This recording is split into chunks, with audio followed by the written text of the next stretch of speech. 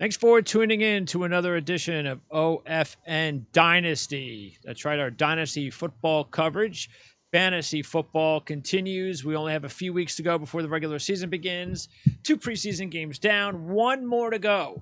As I welcome in John McKechnie from RotoWire.com. And John, the preseason week 2 came to a conclusion last night, and a lot happened last night for us to talk about. What we are also going to talk about in a little bit, we have our predictions that we wanted to put out there regarding rookies, breakout players, both as rookies and second-year players. So we're going to quickly go through those lists in a little bit. But I wanted to start off by talking about last night and a number of things. First off is the big injury to Travis Etienne. Yes, that's obviously a crushing blow, and it's it's not funny necessarily, but coincidentally, I had just bemoaned Urban Meyer about 5 or 6 snaps before the injury happened, where they were trotting out Carlos Hyde out there early on in the game, and I'm like, well, why are you doing that? Like, what we already have in Carlos Hyde. We know what present day Carlos Hyde looks like. We barely saw Etienne get any run in that first preseason game. So it would have made all the sense in the world to get Etienne some run. And then, of course, the injury happens. Everyone sees him in the walking boot afterward and, fears the worst. You see some doctors on Twitter saying, well, that's precautionary. Well, we'll have to wait for the MRI results. And, of course, they turned back with pretty much the worst case scenario as far as foot injuries are concerned, the dreaded Liz Frank. So not only is Etienne done for the season, but I mean that's not a great injury for the running back position specifically. I know that Maurice Jones-Drew had a similar injury. Other guys have had it in the past, and it's tough on a skill guy where you're relying on cutting so much. So this is not just something where if you've already drafted this year and you've already got Etienne on your squad, that's a wash for redraft. But like looking forward a little bit, this is something that is potentially concerning as well. So, I mean, we'll have to see how the recovery goes, but this is going to be, it's a long road back from that. I mean, that's like 6 to 9 months that we're talking about when it comes to Etienne. And obviously it shakes up a lot of things. Yeah, and taking a look at our league, and I was looking over, Chris drafted Travis in the 5th round, and what was interesting was that not only did he draft Etienne in the 5th round, but he was the first running back that he drafted. And so he's left with Sanders for Philly as his number 1. Now, Singletary's having a nice preseason for Buffalo. You're always willing to give those young running backs an opportunity to grow because he looked pretty good early last year. Then he really tailed off. Confidence-wise, something was missing the last few weeks and into the playoffs. He just did not look good. But he looks a lot better now, and maybe that's a good sign. Edmonds is also in there, and then Williams for Detroit. So with that type of injury, knowing that Chris did not draft a running back or another running back until round 7 in Edmonds, you think he's already, especially with that type of injury, do you think he's already got to start thinking about making a move? He either has to start thinking about making a move or, thinking about next year a little bit. I'm sure that, some people in our league could, dangle a veteran who might produce this year that's maybe their second or third running back and maybe a draft pick, that kind of thing, and try to invest in Etienne for 2022 and beyond. So I'm sure that he'll get a few trade requests or at least some discussions fired up because Etienne becomes this really interesting dynasty asset now where, you have all the talent in the world. I think talent-wise, he was the best running back in this class and one of the best running backs that we've seen in drafts in recent years. Yep. But this injury complicates things. Right. And of course, this is the first year of our dynasty. So I feel like a lot of people are on the starting block trying to go for it this season. So will anyone try to maybe sacrifice those current returns for something a little bit more down the road. And then again, we do have a bit of a question mark as to, how well he returns come next year. I think you have to be a little bit more optimistic about him than say a Cam Akers, because I think Akers' injury was worse with the Achilles, but this is still, something that's concerning, and it definitely puts a bit of a murkiness on their respective dynasty values. And this puts James Robinson in a situation where if he actually improves upon a tremendous rookie season, that wait a second, maybe Robinson will really be a number one, and Etienne truly does become more of a hybrid running back, wide receiver type. And again, that could change your mind if you have Etienne about what should I do. Now, again, I doubt when you're going to be involved in a trade that you're going to trade Etienne in the deal. So you're basically going to look to just incorporate another running back into the mix to eventually, like you said, a veteran would make a lot of sense, because you could even decide maybe I'll get rid of him in the offseason, the 1 year kind of deal. But that does make things interesting. And I would definitely believe that he's going to make a move. I would guess somebody in this league will make a trade for him. Would you opt to possibly, even if you have James Robinson and you had some depth at running back, maybe say, hey, maybe I'll give him a call, give him an option to take Robinson on his team, who at least gives you more than even just this year because of how young he is.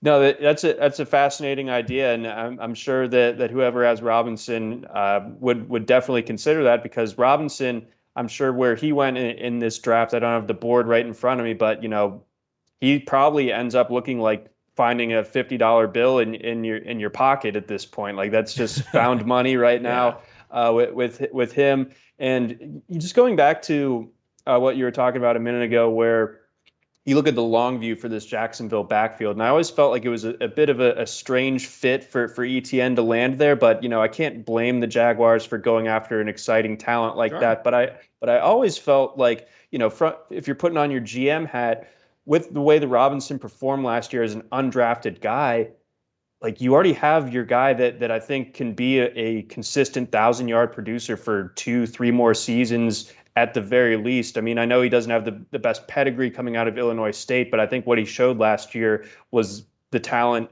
and skill of a legitimate starting NFL running back. Yeah. So yeah, we'll have to see if Robinson continues to perform as well as we think he will, and what Jacksonville wants to do with Etienne, because he will be a guy that's still carrying that first-round rookie contract price tag, which, that's something that you're compelled to get on the field. And then I just wonder, looking a little bit ahead as well, is this Jacksonville experiment going to work with Urban Meyer? I mean, it looked like he was having the same freakouts that he was having late in his Ohio State career last night, and it's only the preseason. So, how is he going to get through this season? Yeah, he does. He definitely needs a chill pill. So, who knows what this coaching staff even looks like a year from now? I'm not feeling great about the Urban experiment in Jacksonville, but maybe I'm getting ahead of myself, maybe a little reactionary. Well, look, I mean, it's part of and we can kind of segue that into, and we're going to stick with the Monday night theme while we do this, but I want to segue this to one of our rankings, one of our predictions, and that was the quarterback predictions of who we thought would be the top right now. How would we rank top 3 quarterbacks over the last 2 drafts? And I'll tell you right now, what happened last night definitely impacted me, because I've still been kind of with Trevor Lawrence. It's almost like, oh yeah, Trevor Lawrence, best quarterback. Oh yeah, Trevor Lawrence in any top 3. Oh yeah, it's just a constant, not even thinking about it. But like you, I watch a lot of college football. I've watched Trevor Lawrence in almost every big game he's played, and a lot of other regular games. And what I've noticed after that tremendous first freshman season when he won a national championship is he played in some other big games. I didn't see a great player in big games. But okay, he's still, look at him. Look at his size. Look at him. He's going to be awesome. I mean, it's a can't miss. And now I just the more I think about him and the more I see him play, he just looked completely tentative last night. I mean, he just didn't look right. I know he's a rookie. I'm sure he's going to be fine.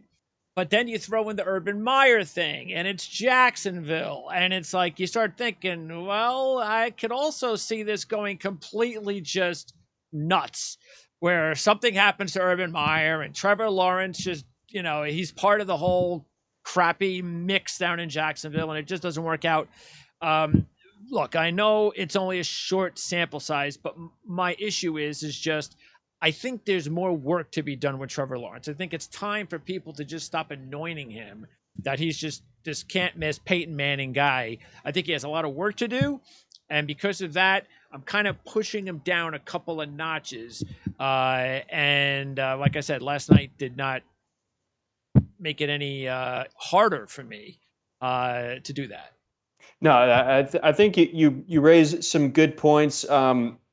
I can't completely agree on the Clemson track record that he had, but I think you can't deny what things looked like last night and have looked like through the first two preseason games. And of course, if I've been so ready to just unflinchingly have him as my number one quarterback, those two games aren't going to move me off of it. But I can at least concede that that quarterbacks need to be put in a good position, right? That's a necessity. If you're in a environment that is just falling apart elsewhere, it's just not going to work out. And if the coaching staff is bad, if the team is bad, you've seen David Carr. I mean that's an old one, but like the Texans just kind of he got ruined really quickly. So I mean, sometimes it doesn't matter how good you are. If the team around you and like the entire front office and everything is in shambles. So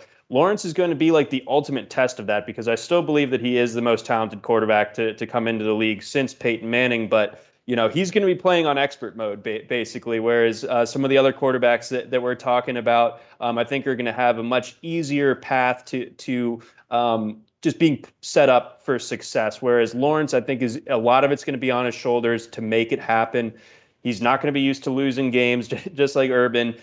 So we'll see, and hopefully he doesn't get too down on himself, because I mean, I think we're going to see the Jaguars, even though they brought it up on the broadcast last night that they have the easiest schedule in the league the first month of the season. I would still bet on them going 0-4. So yeah, we'll see. I'm still sticking with him as my number one guy, but I'm willing to, concede that there could be some more growing pains than I anticipated. Yeah, and look, it was interesting because they even brought it up last night, which is, as Urban Meyer put it, you are now playing Alabama every week, and so you're not going to be 80% of his games in college, where he was just a man amongst boys, you can just throw that out.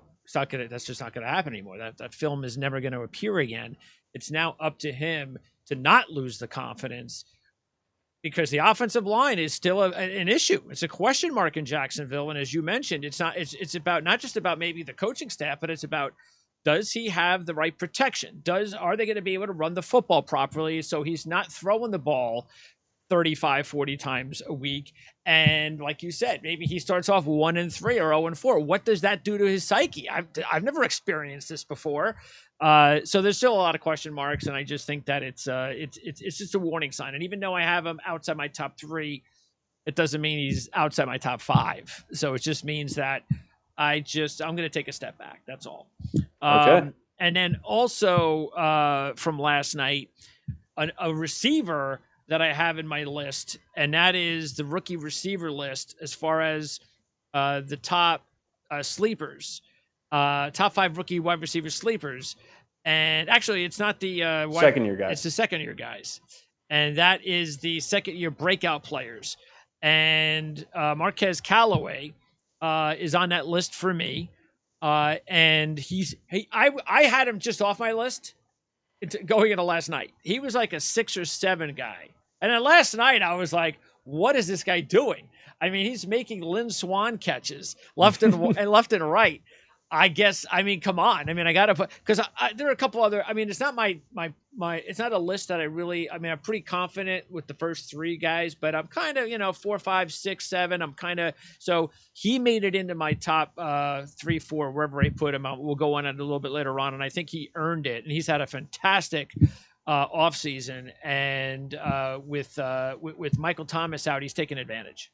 Yeah, 100%. I do a radio show down in Ruston, Louisiana on Tuesdays before we get on this, and we were just talking about this, and they were just kind of like, we were petrified of what our receiver room was going to look like this year after the Michael Thomas injury, and we already weren't feeling great about it to begin with. So for Callaway to be performing the way that he has and really stepping up, really taking advantage of the opportunity, it's been amazing to watch. I mean, he was a guy that was always good at Tennessee. You know, he his last year over 10 yards a target. That's always, you know, kind of a nice little feather in your cap when you're looking at a guy's efficiency, especially compared to the rest of that Tennessee passing offense. His last year there, certainly nowhere near that as far as yards per attempt was concerned. So, I mean, he's playing above the baseline of his offense. A big play guy.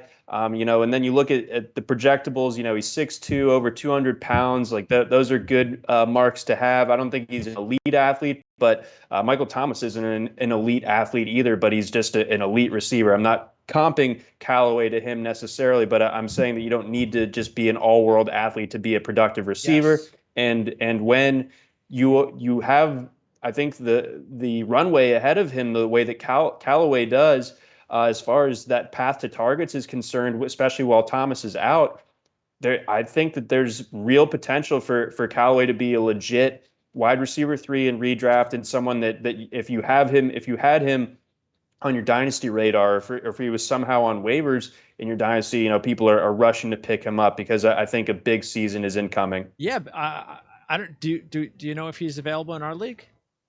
I would be curious to know. I think we'll have to take a look. See, and this is interesting. Well, this is a good point that once the draft is over, you usually don't get an opportunity to start, especially if you have your draft as early as we do before the preseason. Now and we said this even in our first show, that you get an opportunity to look at preseason games, and that could change your mind when you talk about some of the players that you drafted the last 2 or 3. And you could say, wait a second, there's a guy that I was thinking about him, and now he's really made the case. And maybe a guy like Callaway is one of those guys, if he's still available, that is not going to be available before the season begins. That's for sure. So he is not, actually. And someone who I already thought had one of the best teams in our draft, Jim Coventry, he's got him. So that's did he draft another. It does not say right here. I'm not seeing it, but I'm sure he was, one of his late round flyers. And man, that's what I'm talking about. Right. When we did the first show, like once you get to a certain point in your draft, just start throwing those high upside darts, and if they don't work out, they don't work out. But if they stick, then like the profit you get off of that is sizable, and Callaway definitely fits that bill. And as far as the quarterback situation last night, and I know that someone in our league drafted both Winston and Hill, so they're set. But I don't think, so far from what I've seen, I don't think, in my mind, and you don't know what goes on behind closed doors and practices and such, but from what I've seen, it's got to be Winston. He's got to be the guy. Yep. So luckily for Nick, he was the one that did the double New Orleans quarterback situation. That should be, that like little roster jam that he has is going to be solved before week 1. I'm thinking. I think Jameis is just so clearly the guy there now.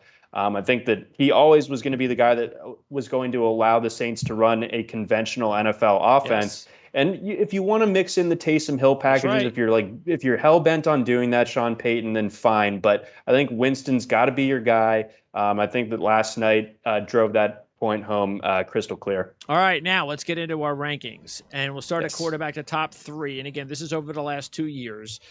And so my top 3 were Justin Herbert, Joe Burrow, and then Zach Wilson moved into my top 3 in place of Trevor Lawrence, who you still have at the top. Justin Herbert is second, and Trey Lance is your third. So we both have one of those rookies. I have Zach Wilson, and you have Trey Lance at number 3. But the one player we both have is Justin Herbert. How close were you between Lawrence and Herbert?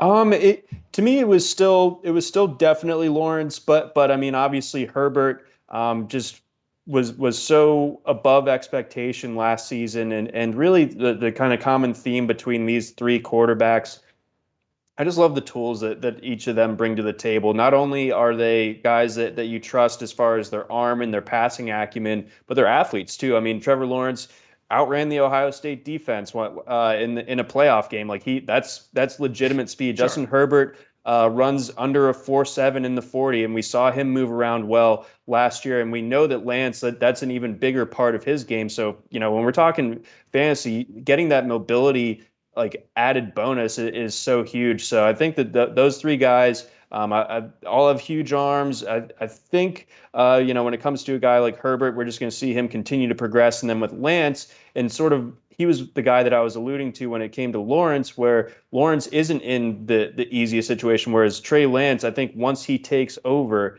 things are going to be set up really well. Everyone knows that the Kyle Shanahan offense is just automatic for quarterback production. Yep. I think that Lance is he's going to fit right in there, and maybe even give Shanahan, some stuff to do that he hasn't been able to do in San Francisco, as far as having a mobile quarterback in addition to someone that can execute the passing game. And it's interesting because that's the point. When you notice that exactly what you said, because each one of the three quarterbacks are all, physical, and they all have the ability to gain yards on the ground and score touchdowns. And obviously that's huge for any fantasy football league. And I put Joe Burrow into my list because I'm not just going to – I think that out of sight, out of mind kind of impacts us sometime. And I was really high on Joe Burrow last year. And Joe Burrow impressed me a lot until he got hurt. And I can't look at that. Now, maybe that's going to be an issue, because if it is an issue, especially if the Bengals offensive line continues to not block for him, that will be an issue. But I just think the kid is got all the goods. I think the one problem, though, is a real one, and that is whether or not he could be protected.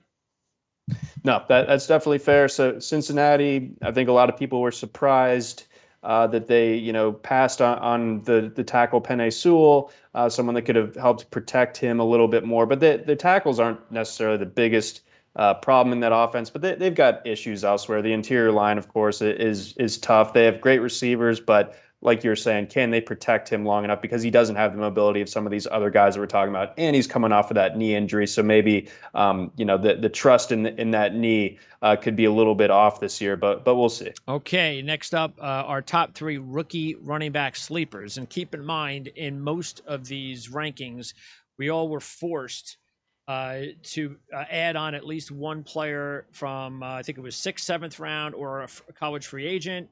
And we also made sure that we could not draft or use any players that were drafted like in the first round or maybe even the second round in some circumstances. And so if you don't hear any names, then you'll know why.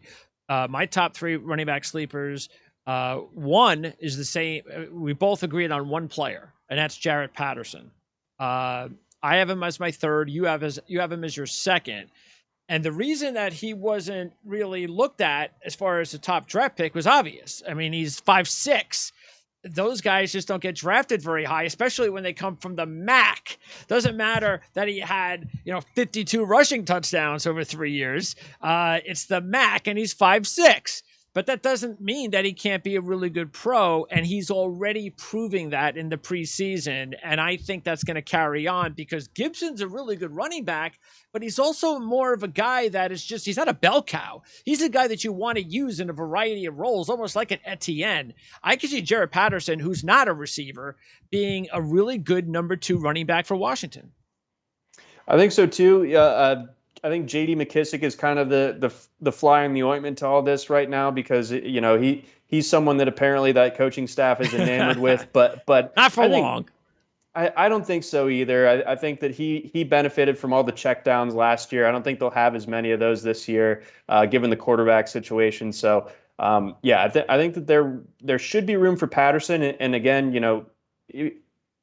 he's only just one injury away from being a guy that they're comfortable handing the ball to on first and second down. So I really like him as well. And again, he's kind of just knocking on the door. He's one thing away from just kind of being moved into this fantasy prominent role all of a sudden. And like you said, even if the background pedigree coming from Buffalo might not jump off the page to you. His production there and how he's done in the preseason should absolutely have him on your radar. All right, now as far as the other two spots, you went with Romandre Stevenson, of course, who's with the Patriots, as your top sleeper. And you also added Jake Funk. The Ram running back room is full of questions now. You talked about Akers.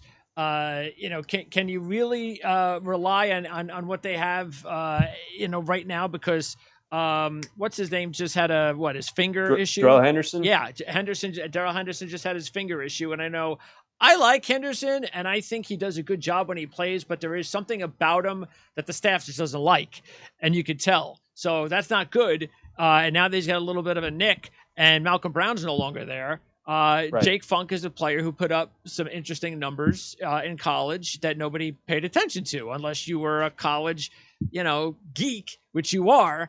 Yep.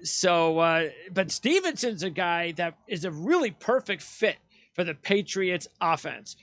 Until Cam Newton's gone and Mac Jones takes over full time, we're not going to really see the full Patriot offense the way it's meant to be. When that happens and you have Stevenson back there, it makes a lot of sense because he could score a lot of touchdowns for that team. Yeah, I think if you're looking for like the big power runner, like a one-dimensional power guy from this running back class, it's Stevenson. He's a big dude, scored a lot of touchdowns during his time at Oklahoma. He's carried that over already a little bit into the Patriots preseason. I still, this is all considering that I still like Damian Harris as the guy in New England. I know Sony Michel is still there. Technically, James White, of course, is absorb some of that passing down work. But if they really need that goal line hammer, I think that Stevenson is the guy. So I'm not seeing like a role of much more than 10 to 12 carries a game for him, best case scenario. But even still, and by the way, next year, and I have Sony Michel, and I did not draft Sony Michel in our league for this year. I drafted Sony Michel because I think he's going to be gone next year. And I think wherever he goes, he could end up in a situation where he's number one. And so I rolled the dice in that situation, and I think that moves Stevenson up into a much bigger role in 2022. Yeah. So yeah, this is something where the payoff could be a little bit further down the road, but I think he should have the goods there. And then when it comes to Funk, that's me kind of wagering against what's ahead of him.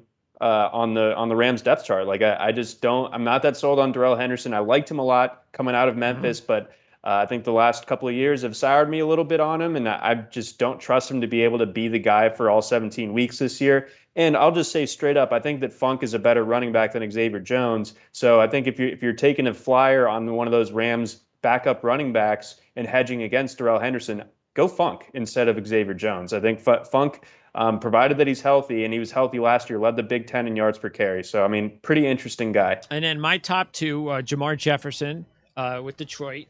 And look, I'm still not sold myself on what Detroit's doing. Look, I'm not trying to knock their top two backs. I think it's a much better situation than it's been in years. But I just think that Jefferson was so productive in college, over 1,300 yards as a freshman, Pac-12 offensive player, Pac-12 first team last year, I should say. He's a tough guy. He doesn't go down easily. The thing that was the knock on him was his receiving and blocking skills. But if he fixes that, and I think that's all about coaching, if he fixes that, I think he's a very productive runner. And I think that, when he's one injury away in Detroit from also potentially being a number one there. And in Herbert, I have Montgomery. I was actually thinking of taking Herbert later in my draft, just in case. I figured the reason is because I like Herbert. If Herbert was on a team that I thought he could actually end up with first team reps, and maybe there was an older runner or whatever, I would look at Herbert. He's a guy that, if you take a look at the last 2 years, he had like an 8.9 average in 2019, like a 7.9 in 2020, which was important because that's when he went to Virginia Tech. And that's, he was very productive there last year.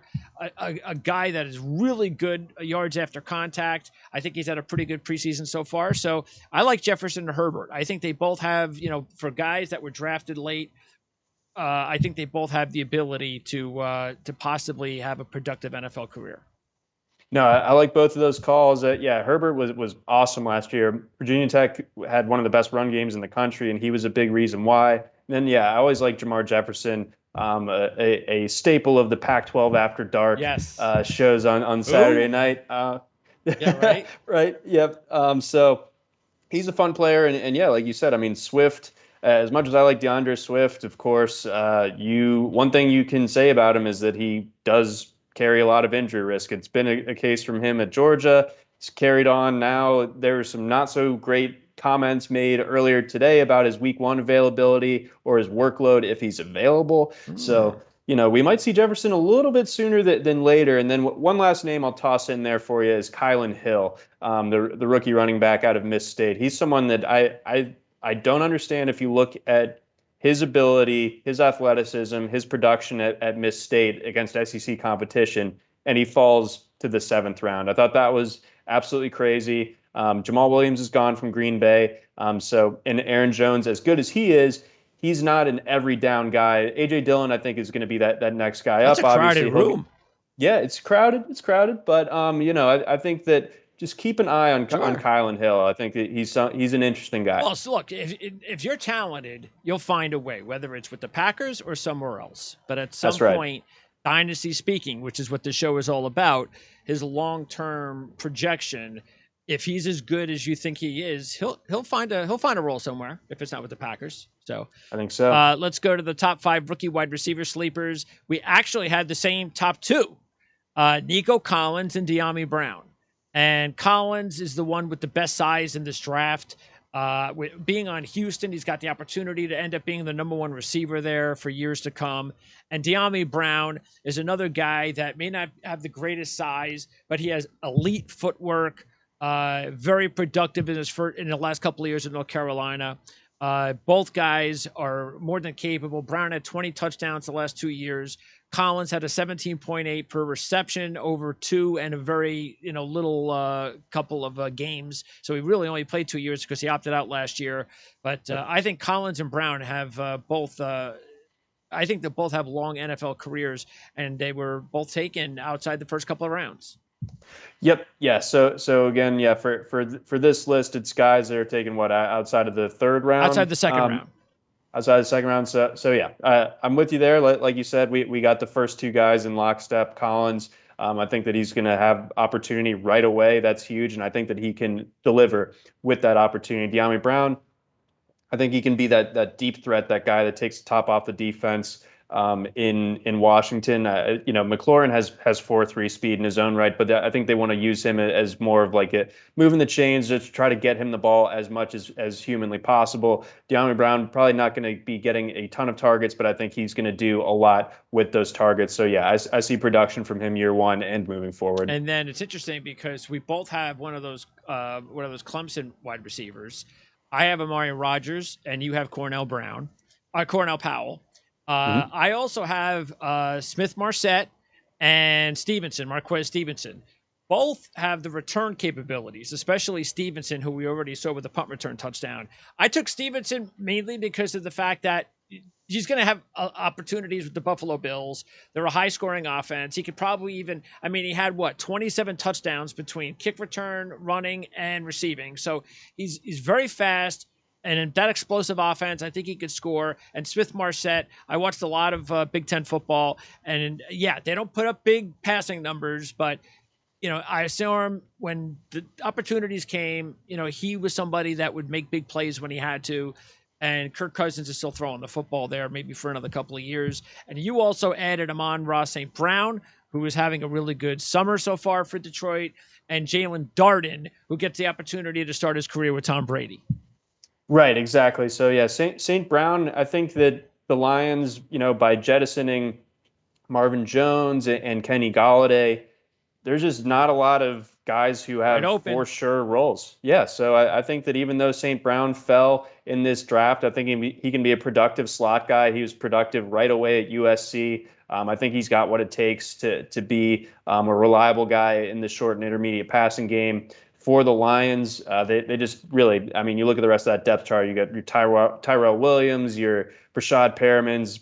I'm just not that intimidated by them. So even if St. Brown maybe doesn't have like the highest ceiling, I think that his floor is surprisingly high for a guy that fell to day 3 in the draft. Cornell Powell, that's mostly just kind of taking a guy with the Clemson pedigree that's playing, on the Oh Chiefs. yeah. So I mean, just an injury or two away from stepping into something. I mean, I'm not the biggest fan of a guy like Byron Pringle, anything like that, or Demarcus Robinson. So maybe Powell sees some time as that number 3 receiver, but of course, that's really like the number 4 receiver when you factor in Travis Kelce getting a ton of targets as well. And then Jalen Darden, he's sort of like the poor man's Elijah Moore from this class. I think that his production was pretty similar, pretty just like outstanding. I mean, other than Devontae Smith, those two were unreal last year. Darden, North Texas, obviously not getting the same kind of buzz. And Darden, of course, is going to have a little bit tougher of a time getting those targets just because of how loaded the Bucks are at receiver. They bring back all their starters and everything like that. But if somehow Darden steps into a role, I don't know if he's giving it back. Well, the good thing too is that you get to wait in your dynasty draft because he's not going to be taken early because of everybody that's in front of him. And he didn't go to a top college, so he doesn't have that instant credibility either. And you know that when you're drafting him for really 2022 and beyond. And it could be as early as 2022 that he actually can make an impact, because Tampa Bay at some point is going to have to start unloading some of these veteran guys. Right. They're just not all going to hang around for the next 3 or 4 years. No, absolutely. Yeah. So excellent point there. How long is Chris Godwin going to be there? Are they going to get him, locked down for good? Mike Evans is still going to be a guy, but Antonio Brown, we don't know how long that's going to last there either. I think that Darden, when it comes to like him versus like a Justin Watson or forget it. A Tyler Johnson, I think that Darden will be able to make his way onto the field, like you said, in 2022 and beyond. Okay, now the top 3 tight end sleepers were from the last 2 drafts. We did not include Pitts or Freiermuth. Now, I don't know what you feel about Freiermuth, but obviously he scores the 2 touchdowns or 3 touchdowns. I don't know what he had the other night, but I'm a big Freiermuth fan, actually. I don't really consider him a sleeper. Now, maybe I'm wrong. Maybe there's a lot of people out there that would consider him a sleeper. I actually thought he was a borderline first-round guy. The only reason he's not a first-round NFL talent is because he doesn't have the measurables. But I think he's going to have a very good professional career, so I don't consider him a sleeper. But we did not have the same tight end. So 6 tight ends on our list. So I went Tommy Tremble, Kylan Granson, Quentin Morris being my late round guy, who actually wasn't even drafted. You went with Alberto, who's with Denver, Hunter Long, who's the Miami tight end, and Jacob Harris, who a lot of people were going, Jacob who? When he was drafted in the NFL draft. Alberto, I was a little bit surprised he was in the top of your list, but again, if you take a look at how he played before the injuries last year, he actually looked pretty good. Yeah, the injuries the only thing that makes him a little bit difficult, and of course Noah Fant being there. But they were like the top 2 tight ends in college football back in I want to say 2018. Yeah. Alberto played another year. Fant went to the NFL. Alberto, of course, again gets injured last year, but again, he produced while he was there. I think that Denver just has a really impressive collection of skill, talent, and Alberto. We'll see. We'll see what happens one way or the other. But I think that he's someone that has the tools that you want to bet on developing into a productive NFL tight end. Will it be in Denver? Not positive, but I think that he's a name to keep in mind. With Hunter Long, just really productive guy during his time at Boston College. I think he was their top pass catcher a year ago, and we'll see how long Mike Gesicki is there in Miami. But either way, I think Hunter Long has what it takes. In addition, and then Jacob Harris, again, when we're talking about sleeper tight ends, we're chasing traits, and Harris. Not going to be a guy that plays a traditional tight end role because he's 6'5", 219, or that's what he weighed in. I'm sure that they're trying to pack some pounds onto him, but he's not going to be a guy that's moving people in the run game. So that he's not a traditional what his role is tight going to look in like. any sense. Exactly. Yeah. But again, 6'5", 219, runs a 4.4, had a 6.5 second cone drill, 40-inch vertical, 133-inch broad jump. So kind of a crazy athlete. Yeah. I mean, Antonio Gates is really the one that kind of started it all with the Of basketball course. turned tight end kind of deal. And now everybody's looking for those guys. But Harris definitely fits the bill. For mine, Tremble, I just think that he's got a lot more receiving ability in him than he demonstrated in college. So I think he's already showing out of Carolina. Granson is having a good summer. They like what they see there. Again, a guy that's not going to be an inline tight end. He's just going to be a chess piece that they can use. And, you know, Indianapolis could definitely, they need a tight end like that, somebody that could add in the receiving game. And Morris is, again, my late round college free agent type out of Bowling Green. He was really the only player on their team. They played with one guy last year, and that was him. And Yep. he had a really good Senior Bowl week. And he's with the Bills. So I don't even know if he's going to make the team. I think he's going to end up as a practice squad guy, but they could use tight ends at Buffalo. Our top, now this is the last one. This is our top 5 second-year breakout players. So this is really more of our big list because these are the guys that we expect to have big years as early as this year. We only have 2 players on the list that are the same names. Bryan Edwards, who I have number 1, and you have number 2. And Donovan Peoples-Jones, who we both have number 4. Edwards is at the top of pretty much the top of both of our lists. Yes, yeah, I think that the Edwards hype is real. I've gotten as much of him in best ball as I can. I believe I missed out on him in Dynasty because everyone's on him. I think I that have him in our league. yeah, there you go. I mean, you saw how Nelson Aguilar broke out for the Raiders last year, finally, and then Edwards potentially stepping into that role. I think that he was a really great player at South Carolina. I think he's got so much promise, so much polish to his game. Yeah, I think that anything less than like in a 1,000-yard season this year would be kind of surprising, honestly. Yeah, matter of fact, we did a show a couple years ago, one of our college football shows, and I remember saying, whoever my co-host was at the time, that I know you're gonna laugh or whatever, but I really believe because of his size, I really believe Bryan Edwards could be a better pro than Deebo Samuel. Edwards, that's the difference we're talking about here, is that he has the size that you're looking for from a number 1. Samuel, I'm not sure will ever be a true number 1, as good as a player as he is. Edwards, I just think, has a little bit more upsides because of the the size ability. And again, he's going to get all the opportunity in the world with that Raider offense. I have Michael Pittman Jr. We talked about Callaway. He's on my list. And also KJ Hamler. Now, the Denver Broncos, if they get any quarterback play this year, will have KJ Hamler, we'll have Jerry Jeudy, and we'll have Cortland Sutton to throw the football to. And KJ Hamler's been the forgotten guy there, and he's having an excellent summer. Yeah, Hamler is so quick. That's really his calling card, and that I think separates him from some of those other guys in Denver. I mean, Judy's really quick off the line too, but your Cortland Suttons, your Tim Patricks, they're like bigger guys that you want down the field. Hamler, you get him the ball right there, and the beauty of that is you don't need Drew Lock to make a difficult throw. Like that, you just get Hamler the ball and watch him go.